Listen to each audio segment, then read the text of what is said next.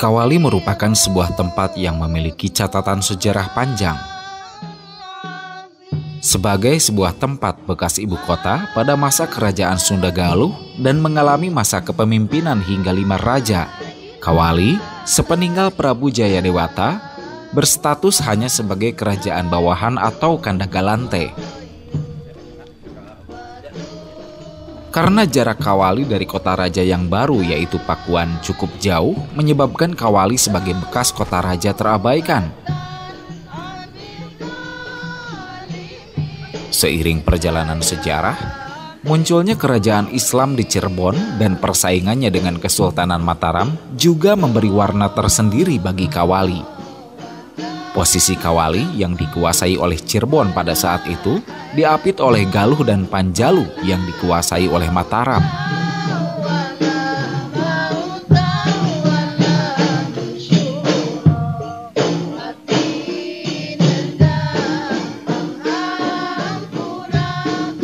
Jejak-jejak peninggalan penyebaran Islam oleh Kesultanan Cirebon cukup nampak di Kawali.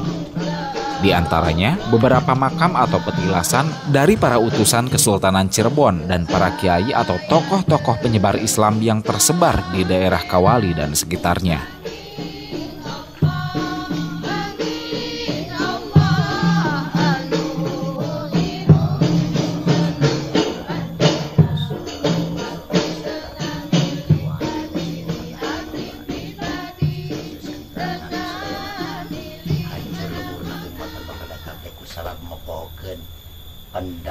pendahuluna begituna urang Sunda sami nyemutan bahkan urang masih ngaduakeun ke pendahulu urang terutami masalah pengembangan agama di Kawali nyata pangresa Al-Mukarram Al-Alamah Bang Usman namanya anjeunna saserios utusan ti Cirebon kanggo ngembangkeun agama di Kawali kalayan anjeunna nganggo alat seni nyata genjring ronyok dituna urang Sunda sami hadiah mudah-mudahan anjeunna di alam barjana rahmat Allah. Amin. Untuk satu orang selaku putu-putuna urang incu-incuna mudah-mudahan. Bukan hanya situs atau patilasan, tetapi juga jejak penyebaran Islam di Kawali bisa ditemukan dalam kebudayaan masyarakat Kawali. Jejak itu diantaranya adalah seni genjring ronyok di Kawali. Seni tepak atau tabuh genjring merupakan kesenian yang banyak dijumpai di berbagai daerah di seluruh Indonesia. Eksistensi kesenian dengan media ini memang dijadikan sebagai sarana penyebaran agama Islam.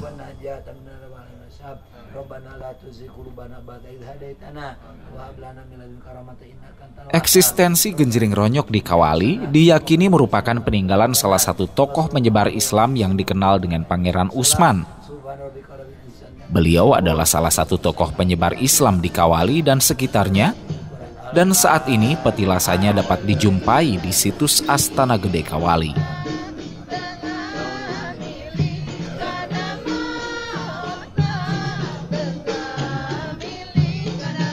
Genjring ronyok dikenal juga sebagai genjring tepak lima. Hal ini mengacu pada cara tepakannya atau tabuhannya. Genjring ronyok Kawali diyakini memiliki pembeda dan dianggap sebagai seni tepak genjring yang khas dari Kawali.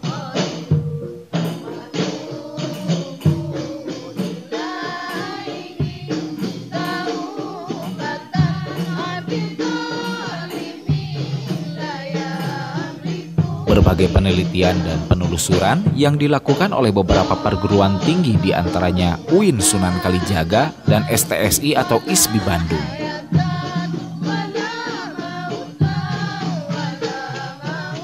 Sebagai kesenian tradisional yang masih bisa bertahan hingga saat ini, genjring ronyok tentu tidak luput dari masalah.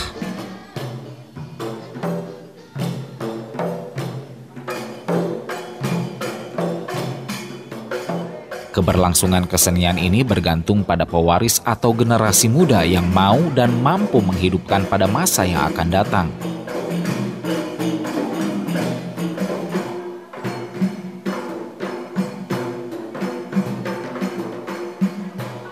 Seni genjring ronyok tepak lima yang dianggap memiliki potensi istimewa harus direvitalisasi.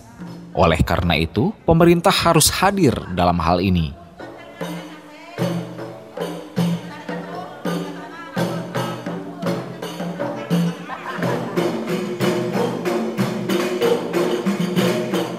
Menyadari kekhawatiran itu, pemerintah Desa Kawali mengambil inisiatif untuk upaya pelestarian, pemeliharaan, pewarisan, dan pembinaan bagi keberlangsungan kesenian Genjering Ronyok Tapak Lima.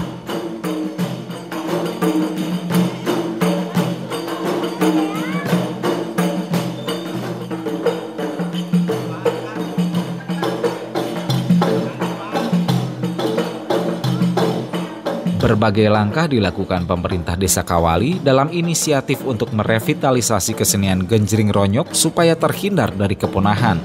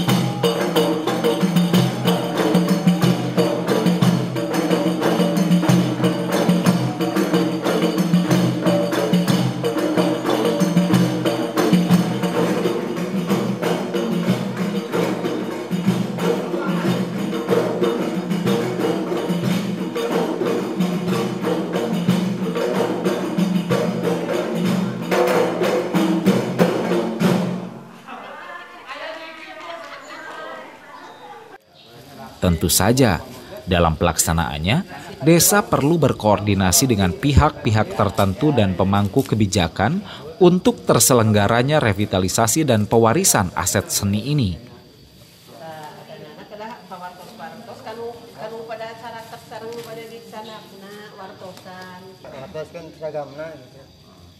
Maka, di bawah arahan dinas terkait, Desa Kawali berupaya maksimal untuk mempertahankan eksistensi kesenian Genjering Ronyok.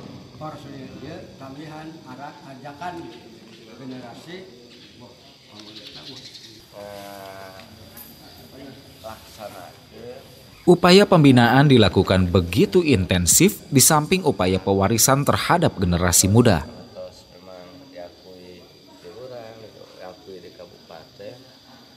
Kesiapan di sadaya anggota. Aktualisasi Genjering Ronyok terus dilakukan dengan berbagai cara di samping pentas dan pagelaran pada acara-acara hingga tingkat kabupaten. Kunaon pemerintah pusat kedah menganggarkan dana desa. Ya PP 60. Terakhir berubah sekarang PP 8 nomor 2016. 2016. Eta udah saya jelas dulu. Bahkan, tidak tanggung-tanggung, pemerintah Desa Kawali dibantu oleh dinas terkait berupaya agar kesenian Genjering Ronyok memperoleh hak kekayaan intelektual agar tak diklaim oleh pihak lain. Ronyok, alhamdulillah, kalasan abi kamari pisan mitungkap di Bandung aya rapat tentang. Cuma yang jelas ada beberapa kajian yang saya ketahui. Yang pertama ada penelitian dulu dari Universitas UIN Yogyakarta, sekarang mau Universitas Islam Negeri Yogyakarta, Kalijaga, Universitas Sunan Kalijaga 2014, ternyata bahwa Genjering Ronyok itu sudah berdiri sejak tahun 1831, jadi ada catatan sejarahnya, dan penelitian itu sudah disahkan, sudah ada kebenarannya, sehingga dengan adanya kajian itu, apakah ada kopiannya di bapak-bapak atau di desa, saya mohon fotokopiannya, akan saya langsung tahun ini juga akan saya ajukan ke Haki di Bandung gitu ya, supaya tidak diklaim oleh orang lain. Dan tentu menjadi harapan besar agar kesenian Genjering Ronyok ini menjadi ikon kesenian di Kabupaten Ciamis.